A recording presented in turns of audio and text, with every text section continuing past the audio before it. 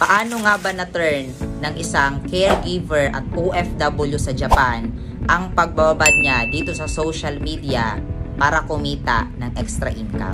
Meet Evangeline Hamaguchi, isang OFW for more than 2 decades sa Japan. My name is Evangeline Hamaguchi. Natira na po ng matagal dito sa Japan.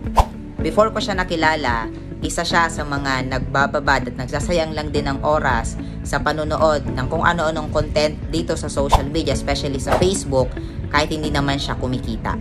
Hanggang sa na-introduce sa kanya ng friend niya itong effective system ng Online Business Academy. Pinakilala niya sa akin si Coach Joshua Geronila. Nagulat ako kasi na makita ko si Coach, ang bata-bata. Nung una, ayaw niya lang din maniwala kasi akala niya scam ang opportunity na to. Una talaga, doubt ako kasi because nagkaroon ako ng experience nga sa mga online business na yan. Pero through mentorship and guidance ng community at support system na binibigay natin, na-try niyang kumita ng 9,000 pesos in just one day kahit hindi siya nagbebenta ng kahit anong produkto dito sa online. Marami ho kayong matututunan.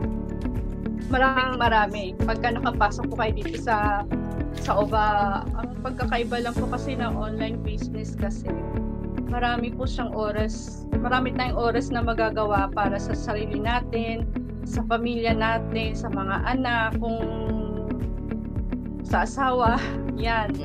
Ngayon, isa na siya sa mga leader natin sa Japan na kumikita ng malaki at excited na kami na makakapag-for good siya dito sa Pilipinas. Yun ang pinaka nagustuhan ko rin kasi ikaw na rin yung may-ari, ikaw na rin talaga yung walang mag-uutos sa'yo, ikaw na mismo magtatrabaho. Hindi po kayo magsisisi pag pumasok po kayo dito. Magbigay naman tayo ng oras para sa ating sarili at sa ating mga mahal sa buhay din. Ito na yung binibigay ni Lord para sa ating mga OFW na makasama naman natin ang ating mga mahal sa buhay sa Pilipinas. Kaya nga kung isa ka ring OFW or nasa ibang bansa ngayon katulad ni Evangeline Hamaguchi, congratulations kasi nakita mo yung video na to. Mag-comment ka ng location mo sa comment section para maituro ko sa'yo kung paano.